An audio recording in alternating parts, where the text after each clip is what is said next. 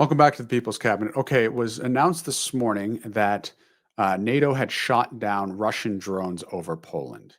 Why is this something that we should care about or be concerned about? Let me give the floor to Chris Coons, who's on the Senate Foreign Relations Committee, to explain both what is NATO and why we should care about the alliance. Ukraine is a free country that has a free media, free elections, and was steadily moving towards joining the European Union and NATO. Ukraine was previously a part of the Soviet Union. Russia is not a free country. They do not have free and fair elections. They don't have a free media. And they have one of the largest and most sophisticated militaries on earth. In order to punish Ukraine for imagining they might become part of Europe and they might expand their range of options as a free country, Vladimir Putin first started a war with Ukraine in 2014 when he invaded and occupied Crimea and supported so-called separatists in the eastern part of Ukraine.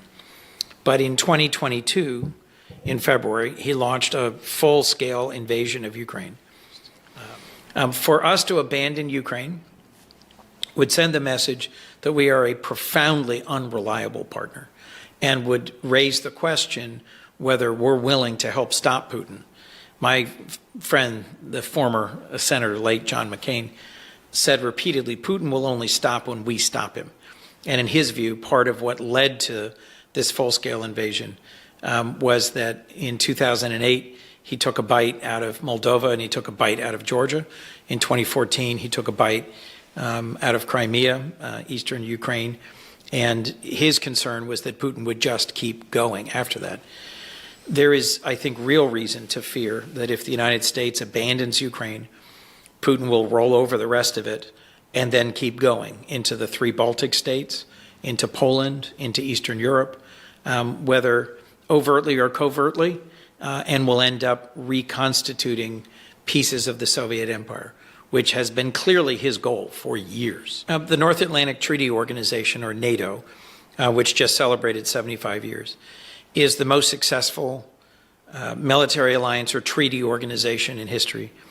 And its core is Article 5, which says an attack on one is an attack on all. And it's only ever been invoked once, and that was when the United States was attacked on 9/11.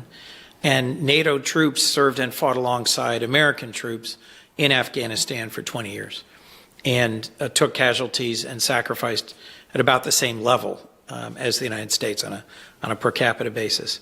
They showed up early, they fought bravely, they stood alongside us. They could easily have thrown up their hands and said, this is not our fight. Mainland U.S. was not invaded, it was a simple terrorist attack, but they didn't. They came when called and helped defend the United States and our interests. Okay, so obviously, as the senator had outlined, the concern is that Putin, if he were to be allowed to take over Ukraine, he would move on to Poland and then continue on through Europe. Nobody wants that, and that's something that NATO is designed to prevent.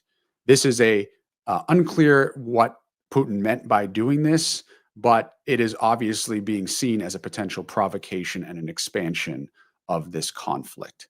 That is what we have to be worried about. That is the entire point of why we have been so concerned about Ukraine in the first place from the perspective of America's national security.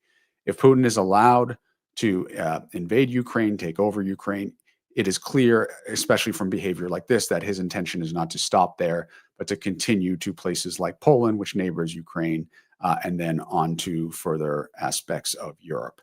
That makes us all less safe. The biggest concern here is that we have a president who, instead of backing Zelensky, has mocked Zelensky.